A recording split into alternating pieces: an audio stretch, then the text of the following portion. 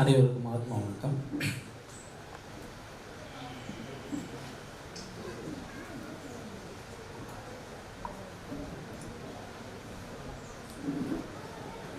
பொதுவாக ஒரு பழமொழி இருக்கு, தலைவலியும் வைத்த வலியும் அவனுக்கு வந்தால் தான் தெரியும் அப்படின்னு சொல்லி ஒரு பழமொழி. அது தவத்துக்கும் பொறுத்து, தவம் செய்பவர்களுக்கும் அது பொறுத்து. ஏன் அப்படின்னா, நம்ம என்ன செய்கிறோம், என்ன செஞ்சுக்கிட்டு இருக்கோம், என்ன செய்ய போகிறோம், இந்த 3 நிலைப்பாடு தான் ஒரு தவவாதியினுடைய இருப்பு நிலை. ஆனால் எதை நோக்கி போகிறோம்ன்றதை நம்ம ஃபிக்ஸ் பண்ணிட்டோம். எதை நோக்கி போகிறோம்ன்றதை நம்ம ஃபிக்ஸ் பண்ணிட்டோம். அந்த இலக்கு மாறாமல் இருந்தால் முன்னே இருக்கக்கூடிய 3ஐயும் நாம் ஜெயிச்சோம். எப்பொழுது இலக்கின் மீது இருக்கக்கூடிய கவனம் சிதறுகிறதோ அப்பொழுது இந்த 3ல் ஏதாவது ஒன்றில் நீங்கள் தொந்தரவாகவே இருப்பீங்க. என்ன செய்கிறோம், இதை ரொம்ப நாள் கேட்டு இருப்பீங்க. என்ன செஞ்சுக்கிட்டு இருக்கோம், அதையும் ரொம்ப நாள் கேட்பீங்க. என்ன செய்ய போகிறோம், இதையும் ரொம்ப நாள் கேட்டு இருப்பீங்க. ஏன் இந்த 3லேயே நீங்கள் தயங்கி நிற்கிறீங்க அப்படின்னா, அந்த இலக்கில் இருந்து உங்களுடைய கவனம் திசை திரும்பி விட்டது அப்படின்னு தான் அர்த்தம். அதனால் எப்பொழுதும் அந்த இலக்கில் இருந்து உங்களுடைய கவனம் திசை திரும்பாமல் பார்த்துக்கொள்ளுங்கள். ஒன்று, நான் முதல் சொன்னேன், தலைவலியும் வைத்த வலியும் அவனுக்கு வந்தால் தான் தெரியும். அதை ஏன் நான் சொன்னேன் அப்படின்னா, இப்போ எனக்கு தலைவலி, எனக்கு வைத்த வலி. என்ன காரணம்னா, இன்றைக்கு இந்த ஆன்மீக தோட்டம் எல்லோரும் சொல்லுவாங்க, சொக்கலிங்க ஐயா வந்து முன்னாடி கொஞ்சம் சமாதி, பின்னாடி கொஞ்சம் சமாதி அப்படி கொடுக்குறாங்கன்னு. ஆனால் அவருடைய பத்திரிக்கையில் பார்த்தீங்கன்னா 34 ஜீவ சமாதின்னு தான் போட்டிருக்கேன். முன்னாடி 20 ஜீவ சமாதி, பின்னாடி வெறும் சமாதின்னு போடலை. அவர் போடும் பொழுதே 34 ஜீவ சமாதின்னு ஏக சகோதரத்துவத்தை அதில் வந்து கொண்டு வந்துட்டார். நாங்கள் திருவிழாங்காட்டில் இப்போ சமீபமாக தான் ஒரு 3 சமாதி வச்சோம். அதில் தான் இந்த தலைவலி வைத்தவலிலாம் எனக்கு தெரிய ஆரம்பிச்சேன். அதுக்காகத்தான் நான் அதை சொன்னேன். ஆமாம், அப்போது நான் இப்போ வச்ச 3 சமாதிக்கு என்னுடைய தலைவலியும் வைத்தவலியும் என்னால் தாங்க முடியல அப்படின்னா, இவர் கிட்டத்தட்ட 34 ஜீவ சமாதி வச்சுருக்காரு. எத்தனை தலைவலி, எத்தனை வகுத்து வலி அவர் பார்த்துருப்பாரு, எப்படி சமாளிச்சிருப்பார். அந்த வைராக்கியம், இந்த மாதிரி விஷயங்களை அவர்கிட்ட இருந்து கொஞ்சம் கொஞ்சம் நம்ம கற்றுக்கிறோம். நாங்கள் தனிப்பட்ட முறையில் வரும்போது பேசும்போது அவர் சில விஷயங்களை சொல்லுவார். ஏன்னா அனுபவம் இருக்கிறதுனால சொல்லுவார், இப்படி பண்ணிக்கிறேன் அப்படின்னு சொல்லிட்டு. ஸோ அதனால் இது வந்து பாராட்டுதலுக்குரிய ஒரு நிகழ்வு, விஷயம். இது இன்னும் தொடர்ந்து இப்போ அவர் ஒன்றில் நான் தான் சொன்னேன், இந்த இலக்குன்னு சொல்லி சொன்னேன் இல்லையா, அது அவர்கிட்ட ரொம்ப தெளிவாக இருக்கார். நீங்கள் யார் என்ன வேணாலும் மைக்கை பிடிச்சி கற்றுங்க, 12 மணிக்கு ஜெபம், அதான் இலக்கு. ஆமாம், நீங்கள் என்ன வேணாலும் பேசுங்கப்பா, நான் டேபிளில் தட்டுவேன், ஃபோனை பார்ப்பேன். எனக்கு நோக்கம் வந்து 12 மணிக்கு எல்லோரும் உட்காந்துருவேன், ஏன்னா சாமி சொன்னது அதுதான். அந்த இலக்கில் அவர் கவனமாக இருக்கார். இன்னொன்று, தவம் செய்யக்கூடியவர்களுக்கு மேல்நிலைக்கு போகணுன்னா முக்கியமானது வேணும். அறம் சார்ந்த தவம் ஒருவனை மிக சுலபமாக ஞானியாக மாற்றிவிடும். அதென்ன அறம் சார்ந்த தவம்? சாமி அப்படி எதுவும் சொல்லியிருக்காரா அப்படின்னா சொல்லியிருக்காரு. அது எங்கே சொல்லியிருக்காரு நான் சொல்கிறேன். அறம் சார்ந்த தவம், இல்லறம், துறவு அறம். இல்லறம் அப்படின்றது உங்களுக்கு தெரியும், சாமி நம்மளை சாமியார்களாக மாற்றி வைக்கலை, பிரம்மச்சாரிகளாக மாற்றி வைக்கலை, சன்னியாசியாக மாற்றி காடு மலைன்னு ஓட சொல்லலை. குடும்பத்திலே இருந்து கொண்டு இந்த சித்த வித்தையை பயிற்சி செய்யணும்னு சொல்லியிருக்காரு. அதனால் நமக்கும் இல்லறம் என்பது பொருந்தும். இந்த இல்லறம் என்று சொல்லக்கூடிய அறம், அது என்ன இல்லறம்?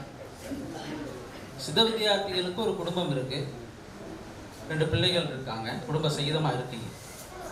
வித்தையை தாண்டி, வித்தை தான் பிரதானம், அதை தாண்டி அவர்களுக்கு இருக்கக்கூடிய தேவைகளை பூர்த்தி செய்யக்கூடியது, அது ஒரு அறத்தினுடைய நிலை. தவம் செய்வது ரொம்ப முக்கியம். ஏன்னா இப்போ நீங்கள் சாதாரண வாழ்வியல் இருந்துட்டால் இதை பற்றி கவலை தேவை, எல்லாத்தையும் தூக்கி வீசிட்டு உன் கூட வாழவே பிடிக்கல, நான் சாமியாராக போயிடலாம், அது தப்பிச்சு ஓடுறது. சாமி இங்கே அதுக்கெல்லாம் நமக்கு வழிவகையே செய்யலை, நல்லா புரிஞ்சுக்கலாம்.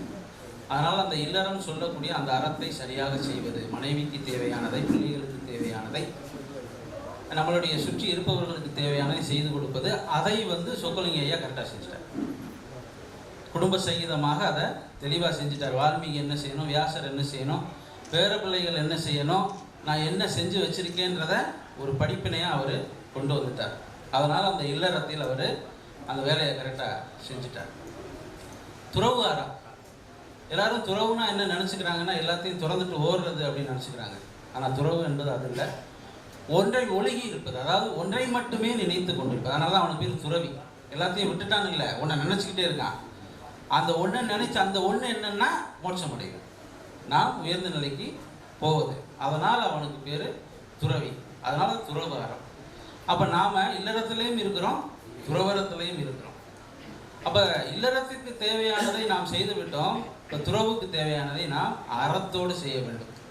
அப்போனா நமக்கு அறம்னா என்னன்னு தெரியணும். அப்போ அறம்னா என்ன? சாமி சொல்றாரு, அறம் என்பது மனதாலும் வாக்காலும் செய்கையாலும் பிறருக்கு எந்தவித தீங்கும் செய்யாமல் இருப்பதுன்னு சொல்றார். இதுதான் அறம். அறம் என்பது என்ன? மனதாலும் வாக்காலும் செய்கையாலும் எண்ணங்களாலும் பிறருக்கு யாதொரு தீமையும் செய்யாமல் இருப்பது. இதுதான் அறம். சாமி தெளிவாக சொல்றார். ஆமாம், ஒரு தவவாதிக்கு இந்த அறம் நமக்கு தேவை. ஏன்னா நம்ம வித்தை எடுக்கும் பொழுது முதல் சத்திய பிரமாணமே நான் யாரையும் தொந்தரவு பண்ண மாட்டேன்னு சொல்லி தான் நம்ம எடுக்கிறோம். அந்த யாரையும் என்பதில் நாமும் உள்ளடங்கிறோம். ஏன்னா நம்ம சத்திய பிரமாணம் கொடுக்கும் பொழுதே நாம் இன்று முதல் தான் ஆரம்பிக்கிறார். நான் இன்று முதல் ஆரம்பிக்கிறார். சாமியினுடைய சத்திய பிரமாணத்தில் சத்திய பிரமாணம் பொதுவாக எப்படி எடுப்பாங்கன்னு தெரியும். யாரெல்லாம் கோர்ட்லாம் எடுத்தாங்கன்னா நான் சொல்வதெல்லாம் உண்மைன்னு ஆரம்பிப்பாங்க. ஆனால் இங்கே சாமி நாம் இன்று முதல் அப்படின்னு சொல்லி ஆரம்பிக்கிறார் சத்திய பிரமாணத்தை. ஏன் அப்படி ஆரம்பிக்கிறாருன்னா, உன்னுடைய மனம் ஜீவன் இரண்டும் சேர்ந்து செய்யக்கூடிய காரியமாகும். நீ ஒரு ஆள் இல்லை, 2 பேர். உன்னுடைய மனமும் ஜீவனும் சேர்ந்து செய்யக்கூடிய காரியமாகும். நீ ஒரு தப்பு செஞ்சேன்னா அதுக்கு மனமும் உடந்தையா இருக்கு. ஜீவன் எச்சரிக்குது, இதை செய்யாதேன்னு சொல்லி ஜீவன் எச்சரிக்குது. அதனால் அங்கு அறம் தேவைப்படுகின்றார். நீ மனதாலும் வாக்காலும் என்று சொல்லக்கூடிய அந்த அறத்தை எந்த தவவாதி முழுமையாக கடைபிடிக்கிறானோ அவன் ஈஸியா மேல்நிலைக்கு சென்று விடலாம். நாம் எங்கெல்லாம் பின்தங்கி போகிறோம் என்றால், நாம் ஒவ்வொரு செயலும் செய்யும் பொழுது நாம் முதலாவதாக செய்து கொடுத்த சத்திய பிரமாணத்தை மறந்து விடுவதனால், அதை மறந்து நமக்குள் இருக்கக்கூடிய அந்த ராகாதேசன் சொல்லக்கூடிய குணாதிசயங்கள் வெளிப்படும் பொழுது நாம் மாட்டிக்கிறோம். அதனால் தவவாதிகளுக்கு, சித்த வித்தியார்த்திகளுக்கு அறம் என்பது மிக முக்கியத்துவம் வாய்ந்தது. அதை நீங்கள் 2 அறமாக பிரித்துக்கொள்ளும். ஒன்று இல்லறம். வீட்டுக்கு தேவையானதை செஞ்சுட்டிங்கன்னா உங்களை யாரும் தொந்தரவு பண்ண மாட்டாங்க. இன்னைக்கு வால்மீகியோ வியாசரோ வந்து அப்பா நீ கிளம்பி இங்கே இருக்கக்கூடாது, நம்ம போய் சென்னையில் போய் டவுனில் போய் நல்லா வாழணும்னு சொல்கிறாங்களா? இல்லை. ஏன்னா அவர் இல்லறத்தை மிக தெளிவாக புரிய வச்சுட்டார். இதுதான் வாழ்க்கை, நம்மளுடைய வாழ்க்கை இதுதான், நம்மளுடைய பயணம் இதுதான், நம்ம இப்படி தான் வாழ போகிறோம்ன்றத சின்ன வயசுலேருந்து என்ன செஞ்சுட்டாரு? கரெக்டாக செஞ்சுட்டார். இன்னும் நாம் சில சித்த வித்தியார்த்திகள் வீட்டில் அதை செய்யலை, நமக்கு தொந்தரவாக இருக்குது. நான் சித்த வித்தை வாங்கியும் ஏன் இவ்வளோ கஷ்டப்படுறேன், ஏன் எனக்கு இவ்வளோ இன்னல் அப்படின்னா விஷயம் அதுதான். நாம் வித்தியார்த்தியாக இருப்போம், நம்ம வீட்டுக்குள்ளே இருக்கிறவர்கள் வித்தியார்த்தியாக இருக்க மாட்டாங்க. அப்போ அவங்க மேலே தப்பு இல்லை. நாம் அவர்களுக்கு சரியாக அதை புரிய வைக்காததனால், எடுத்து சொல்லாததனால், அந்த தத்துவத்தை கொண்டு போய் சேர்க்காதனால் இது எங்கே வந்து கடைசியாக முடியுது? சமாதி ஆகும் பொழுது பெரும் பிரச்சனையாக முடிகின்றது. ஏன் இதை சொல்கிறேன் அப்படின்னா, இன்றைக்கி நாங்கள் 3வது சமாதி நாங்கள் திருவிழாங்காட்டில் வைக்கும் பொழுது அந்த தாய் அவங்க சித்த வித்தியார்த்தி, அவங்க பையன் சித்த வித்தியார்த்தி. ஆனால் அவங்களுடைய பொண்ணு, பேத்தி, பேரன் யாருமே சித்த வித்தியார்த்தி கிடையாது. அவங்க என்ன சொல்லிட்டாங்க, இது மாதிரி எங்கள் பாட்டியை செய்யக்கூடாது, எங்கள் அம்மாவை செய்யக்கூடாது. ஏன்னா இடத்துக்கு கொண்டு வந்தாச்சு, செய்யக்கூடாதுன்னு சொல்லியாச்சு. ஏன்னா அவங்களுக்கு இதை பற்றியே தெரியலை. நான் உடனே சொன்னேன், அப்போ நீங்கள் எடுத்துகிட்டு போயிருங்கம்மான்ட்டேன். அப்போ சமாதியை தூக்கிட்டு போயிடுங்கன்ட்டேன். நான் வேறு என்ன செய்யுது, நீங்கள் எடுத்துகிட்டு போயிடுங்க அப்படின்னு. எடுத்துகிட்டு போனால் திருவிழாங்காட்டிலேருந்து திரும்ப சென்னைக்கு போனோம்னா 60 கிலோமீட்டர். ஏற்கனவே அங்கேருந்து தான் வந்துருக்கு சமாதி. நான் தெரிஞ்சு தான் சொன்னேன் எடுத்துகிட்டு போக மாட்டாங்க. ஏன் அப்படின்னா, இங்கேருந்து 60 கிலோமீட்டர் திரும்ப அந்த உடம்பை கொண்டு போய் எங்கே கொண்டு போய் வைப்ப? அவன் 1008 கேள்வி கேட்பான். சரியா? அப்போ நான் அந்த அம்மாவை கூப்பிட்டு திரும்ப பையனை கூப்பிட்டு சத்தம் போட்டேன். முதல் நீங்கள் வித்தை வாங்கினேன்னா வித்தை வாங்கினு குடும்பத்துக்கு தெரியப்படுத்து, உன்னை சுற்றி உள்ளவர்களுக்கு சொல்லு, நான் இது மாதிரியான வாழ்வியல் முறையை பின்பற்றுகிறேன், இறுதி காலத்தில் என்னை யாரும் தொந்தரவு செய்யாதீங்க அப்படின்னு செய்யும். அதே மாதிரி நீ அவர்களுக்கு எந்த தொந்தரவும் கொடுக்காமல் இரு அப்படின்னு சொல்லி அவர்களுக்கு புரிய வைத்து அதுக்கப்புறம் அந்த சமாதியை வச்சுருக்கோம். அதனால் சித்த வித்தியார்த்திகள் அறத்தை கடைபிடிக்கும். அறம் என்பது சாமி சொன்னது தான். அது மனதாலும் வாக்காலும் செய்கையாலும் நம்ம பிறருக்கு தீங்கு விளைவிக்காமல் இருப்பது. அது கொஞ்சம் கஷ்டமான விஷயம்தான். ஏன்னா நம்ம மற்ற எல்லாத்தையுமே செஞ்சிருவோம் ஈஸியாக.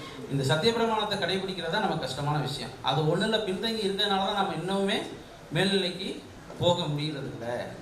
அதனால் அதை நம்ம வந்து கடைபிடிக்க வேண்டும். ஒவ்வொரு தடவையும் நீங்கள் ஜபம் செய்யும்போது 12 மணிக்கு ஜபம் பாரு, ஜெபம் சொன்ன உடனே உங்களுக்கு ஞாபகத்துக்கு வர்றது என்ன வரணும்னா, மனதாலும் வாக்காலும் செய்யாலும் யாரும் ஒருவருக்கும் நான் தீன் செய்ய மாட்டேன்னு சொல்லித்தான் நீங்கள் ஒவ்வொரு ஜெபமுமே பண்ணணும். நீங்கள் அப்படி ஒவ்வொரு நாளும் சொல்லி சொல்லி மனதால் நினச்சி செய்யும் பொழுது எப்படி கொஞ்ச நேரத்துக்கு முன்னாடி சொன்னார் இல்லையா, ஒரு சாதாரண புழு எப்படி வண்டா மாறுதுன்ற மாதிரி நீங்கள் பரிசுத்தமாகி ஞானியாக மாறிவிடுவீர்கள். இதுதான் என்னுடைய கருத்து. அதனால் இந்த விழா வந்து இன்னும் மென்மேலும் இன்னைக்கு 34ன்னா இன்னும் ஏற்கனவே காலையிலே சொல்லிட்டாரு, இன்னும் 30 குழி இருக்குது அப்படின்னு சொல்லிட்டாரு. என்னென்னா அவர் தைரியம், ஆனால் தான் சொல்கிறேன், அவர் இலக்கிலேருந்து பின்வாங்கலை. நீ என்ன வேணாலும் நினச்சிக்க, இன்னும் 30 குழி இருக்குது, வரலையா வரலையா, இன்னும் என்ன அர்த்தம்னா நீ கடைசி இங்கே தானே வரப்போகிற, வேற எங்கே போகிற, நீ இங்கே தான் வரப்போகிற, இங்கே இல்லைனாலும் நீ எங்கேயாவது அதே நிலைக்கு தானே போகிறேன்.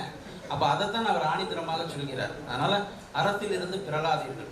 எனக்கு அது வரல இது வரலன்னு கத்துறீங்கன்னா நீங்கள் யார்ட்டையும் போய் கேட்கணும் இல்லை, உங்களை நீங்கள் கேளுங்க. நீ ஒழுக்கமாக இருக்கியான்னு கண்ணாடியை பார்த்து கேளுங்க. நீ ஒழுக்கமானவனா, சத்தியமாக இருக்கியா, சாமிக்கு கொடுத்த வாக்கை காப்பாற்றுறியான்னு நீங்கள் உங்கள் முகத்தை பார்த்து கண்ணாடியில் கேளுங்க. அது சொல்லும் நீ அவ்வளோலாம் யோகியம் கிடையாதுப்பா, அதனால் யார்ட்டையும் போய் எதுவும் கேட்காத, ஒழுங்காக உட்காந்து ஜெபம் பண்ணுன்னு அதுவே உங்களுக்கு சொல்லி கொடுத்துரும். புரியுதா? அதை நீங்கள் தொடர்ந்து செஞ்சீங்கன்னா அதுக்கப்புறம் நீங்கள் பரிசுத்தமாயிடுவீங்க. இதுதான் விஷயம். சரியா? ஆத்ம நமஸ்காரம்.